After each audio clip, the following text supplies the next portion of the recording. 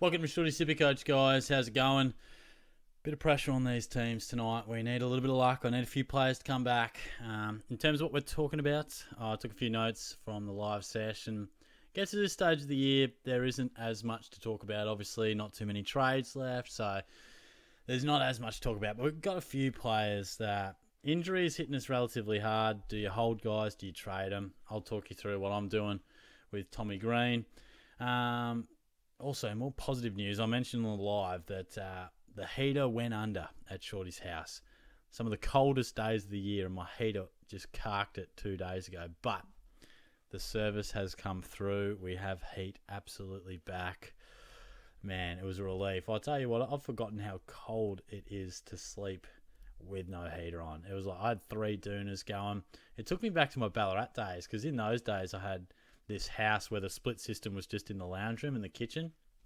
So where the bedrooms were, like, you'd get a little like second-hand heat as it slowly worked down the house, but it certainly wasn't like central heating or anything. So you'd rug up and it's Ballarat, it's 2 degrees at night.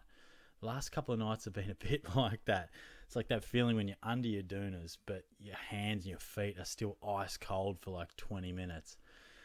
But thank fuck it's been fixed. So, also wouldn't mind your thoughts on the wildcard round. What are your thoughts there? I've sort of come around to it a little bit, particularly if we're going to have 20 teams, but it's one that sort of divides it. I used to be one of those people like, nah, we don't want to do everything that America does. You can keep your wildcard round, but I don't mind the idea if we got 20 in the comp that 10 can play 4 finals. I prefer the mindset of like, it's a top 6. Top 6 locks you for finals.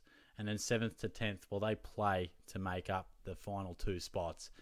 It'd be pretty hard seeing a wildcard team do much damage in the finals because they'd have that many games in a row.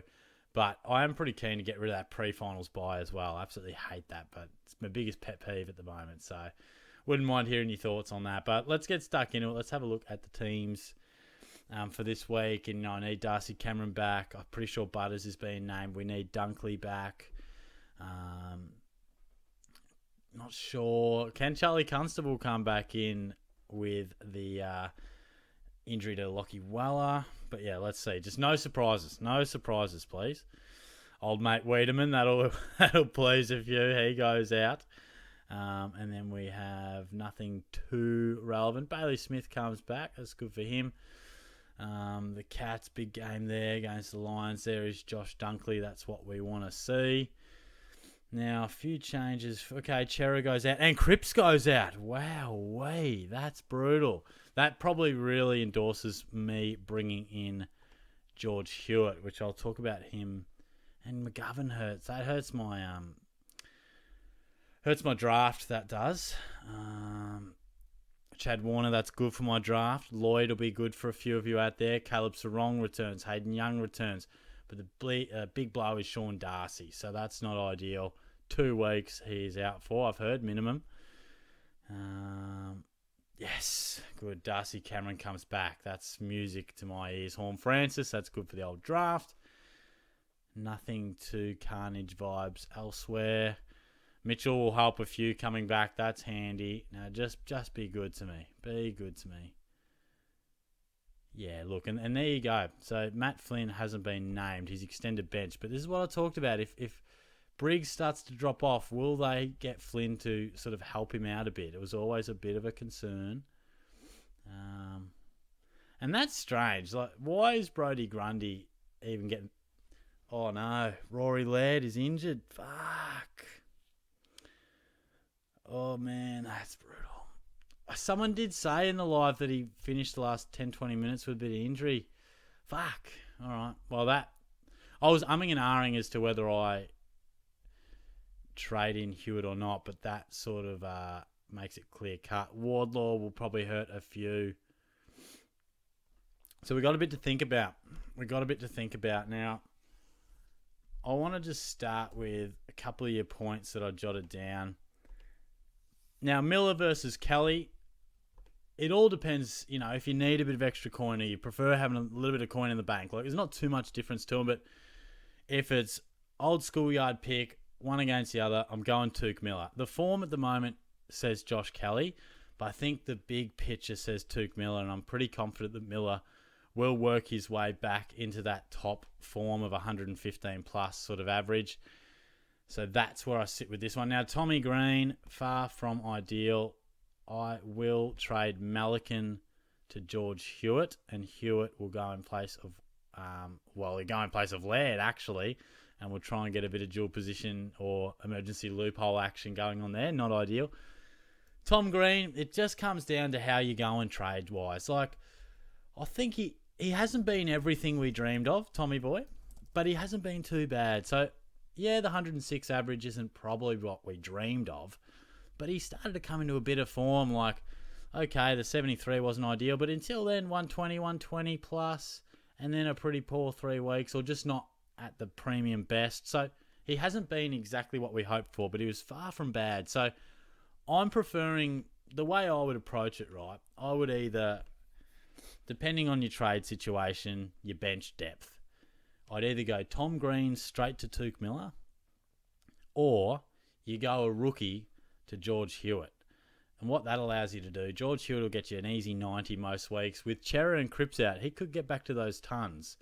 So that will allow you to have a ninth midfielder, and that is where you're going to probably get a bit of help later in the year. I had a few people sort of asking, like, do I just use my last 2 trades to get a upgrade here or bench cover there? I'd prefer you to have at least 1 trade for emergency, because I'll have 9 in the midfield. I'll be able to loophole. So my forward, ruck, and mids will be able to cover a little bit of loss. But if a defender went down, I'd be really cooked. So I reckon it's good to have 1, maybe 2 trades up your sleeve, just in case. We can do all the planning and all the dual position players we like, but sometimes we'll cop a scenario where we go, I just wish I had a trade, because I need to trade this premium. I'm in a preliminary final against my best mate, and I've left myself short on trade. So it's always handy to have 1, maybe 2 up your sleeve. I'd be a bit nervous advising you to have 0 trades in your bank. Who is calling me? Who's calling me? Oh, Langers. What's going on, mate? I'll return your call in a second, mate. Sorry. But yeah, I'll be having 1 trade left, and I just think it's worth having at least 1 just for that rainy day, because we never know when it's going to come. As you see, players will get rested, players get unexpectedly left out of side, injured, etc. So very handy to just have something under the blanket for the rainy day. But I do think George Hewitt is about as good at insurance as we're ever going to get for less than 260, 280k. Also, big night of sport tonight. We've got the women's footy, or soccer, shouldn't have said that, women's soccer. Cricket, massive night for the cricket. Need the Aussies to go well. And I think there's some other sporting stuff as well, like F1's coming up and maybe the golf or something. But, yeah, plenty on the screens. Sean Darcy, look, he was a saviour for many at 495k, and now he's gone down. He's such an injury-prone fella. If you got coverage like Darcy Cameron, that's where that forward ruck loop could come in real handy. If not, Max Gawn is probably your guy. But like I said before, it's real strange that they would even include Brodie Grundy on the interchange bench. Like, it just seems silly. Like, surely they wouldn't play him. Surely not. And then finally, like VC and C, I think I'm going to go Bonson-Pally. He's been going good without being 150 plus best. Don't think the Dons tag much. Now, Tim English, he's going fantastically well. He's up against Phillips. I don't know if it's in my head, but I have an idea in my head that Andrew Phillips is actually not the worst negating ruckman at times. And I don't know whether I've got it in my head, but the fast-paced Marvel Stadium, and I could be totally wrong, but as Tim English played well at Marvel frequently, I don't know. Maybe it's just the games I've watched, but I've had this thing where there's less stoppages at a fast, free-flowing Essendon versus Dogs game under the roof. Not as many, stoppages and opportunities for Big Timmy Boy to get involved. Because where'd they play last week where he went absolutely nuts? That was in Sydney, wasn't it? And that was against no ruckman. Yeah, it was in Sydney. And Small ground, lots of stoppages. So I don't know. It could just be in my head, but I'm just leading towards Bontempelli. And then for the C, I want to go Dacos, but I was going to go Laird or Dawson. Are they going to tag Dacos? They tried to last time. Have they got a better plan? Is he even taggable? I don't know. And then, like, who have the Crows got?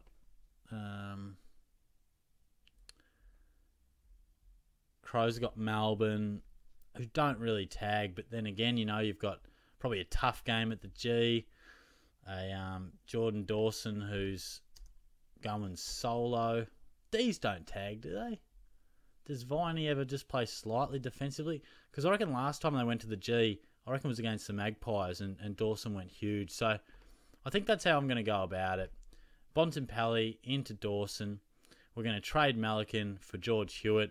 I'll swing Wagner. I'll probably swing Chesser back, but, whoever it is, one of those defensive mids. And, has George Hewitt for a bit of coverage on the field for Laird, who is hopefully just a one-weeker. But might just double-check that quickly. Oh, that's not what we want.